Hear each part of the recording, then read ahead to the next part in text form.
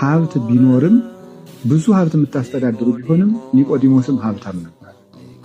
ካልተማራችሁ፣ የእግዚአብሔርን ቃል ካልሰማችሁ፣ የጌታችን ኢየሱስ ክርስቶስን ሕያው ቃል ካላዳመጣችሁ ሕይወት የላችሁ። እኛ ኦርቶዶክሳውያን ሀብትን አናወግዝም ብሏል ቅዱስ ዮሐንስ አፈወርቅ። በሀብት የሚመጣውን ትዕቢትና ስግብግብነት እናወግዛለን እንጂ ብሏል።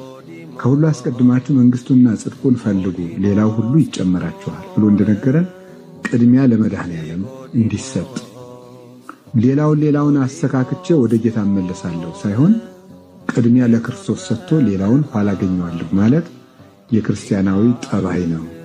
ይህን ሊያስተምረን ነው ሌሊት የመጣ የተባለ። ካልተጠመቅ የኔ መንግስት አይገባህም። መንግስተ ሰማያት ማለት የሆነች ሀገር ውስጥ ዶ መግባት አይደለም። የመጀመሪያው ትልቁ መንግስተ ሰማያት ራሱ መድኃኒታችን ኢየሱስ ክርስቶስ ነው። ወደሱ ዕውቀት፣ ወደሱ እምነት፣ ወደሱ ህይወት መግባት የምትችለው ስለሱ ስትማር፣ የሱን ቃል ስታውቅና በሱ ስም ስትጠመቅ ነው። ጌታም ነው ከእኔ ተማሩ እኔን ምሰሉ፣ ከእኔም ተማሩ እኔ የዋህ ነኝ በልቤም ትሁት ነኝ፣ ቀንበሬን ተሸከሙ ለነፍሳችሁ እረፍት ታገኛለህ። መዳን ማለት ለነፍስ እረፍት ማግኘት ማለት ነው።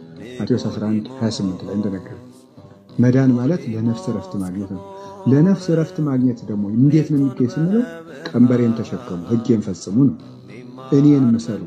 መዳን ማለት የሆነች ጊዜ ከአንዲት የሆነች ቅጣት ማምለጥ አይደለም። መዳን ማለት ክርስቶስን መምሰል ማለት ነው። መዳን ማለት ከክርስቶስ ጋር መኖር ማለት ነው። ይሄ ደግሞ አንድ ጊዜ አግኝተናት በቃኝ የምንለው